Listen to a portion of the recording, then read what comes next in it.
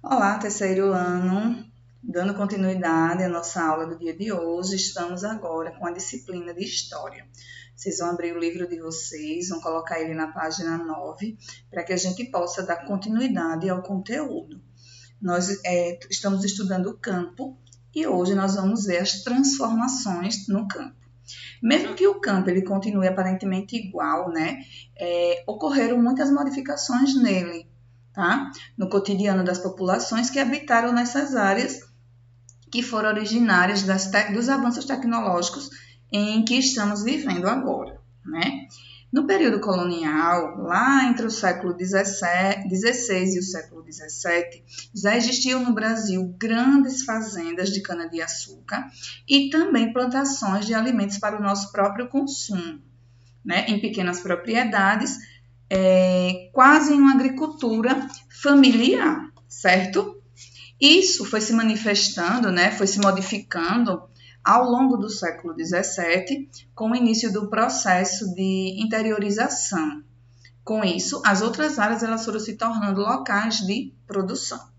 Já a criação de gado, esta teve um movimento muito semelhante entre os séculos XVII e o século XVIII. Em função da cana-de-açúcar, os criadores de gado precisavam retirar das áreas litorâneas, né, pois o gado acabava invadindo e consumindo os produtos.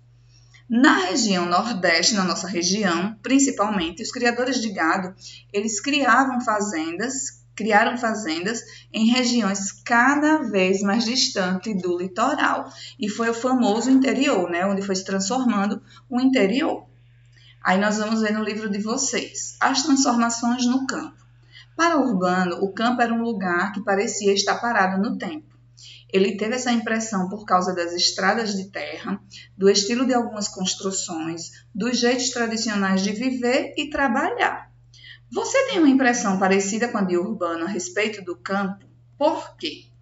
Vovô, o campo parece sempre estar do mesmo jeito. É só impressão, urbano. O campo já passou por muitas transformações. Para você, quais seriam essas mudanças que ocorreram no campo desde a época dos primeiros colonizadores portugueses? O avô Joaquim explicou ao neto que todo lugar passa por um processo de transformação, seja pela ação da natureza ou pelo do próprio ser humano. Por muito tempo, a vida cotidiana dos brasileiros desenvolveu-se no campo. Os povoados, as vilas e as cidades elas dependiam muito da produção obtida no campo, como alimentos e matérias-primas. O campo estendia-se por enormes áreas ao redor das vilas e povoados, onde era possível encontrar pequenas propriedades e grandes fazendas, como plantação e criação de gado. Aí nós estamos vendo aí, né, uma vista geral da cidade de São Paulo. Na página 10, na questão 3, diz assim: na atualidade, o campo continua a ocupar a área que tinha no passado, por quê? Converse com os colegas e professores sobre o assunto e anote as suas conclusões. De tudo que se produzia no campo, parte era vendida para outros países e parte ficava em nosso território para o consumo da população. 4. O que você leu no parágrafo anterior, onde ocorre no Brasil? Ainda ocorre no Brasil? Você consegue dar exemplos desses tipos de comércio? Antigamente, todas as atividades no campo eram realizadas por meio do trabalho braçal ou com a ajuda de animais. O avô de Urbano lembrou que, quando era criança, as plantações de Rio Claro eram um pouco diferentes, porque não existiam tecnologias modernas como as de hoje. Aí o Urbano ele diz lá, o carro puxado por bois que eu vi em uma fazenda, no campo do Rio Claro, é um exemplo do uso de animais na atividade do campo. Quais tecnologias que existem hoje no campo não faziam parte do cotidiano rural do passado? Hoje nós temos várias tecnologias, entre elas os drones, né? O avanço na irrigação, entre tantos outros. Com o tempo, o campo também se tornou um espaço para a prática de atividades de lazer, como o ecoturismo. Além disso, novas tecnologias e novas oportunidades nas cidades, que cresciam cada vez mais, criaram condições para que muitos habitantes do campo se transferissem para os centros urbanos. Questão 11. Aí nós vamos para aqui, né, para essa página, questão 11 não, página 11.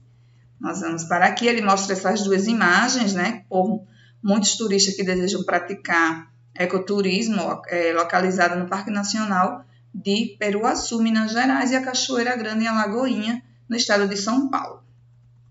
Aí nós temos aqui o gráfico populacional. Ao retornarem para casa, o avô Joaquim mostrou ao Urbano um gráfico para exemplificar como a população do Brasil estava distribuída entre o campo e a cidade nas últimas décadas.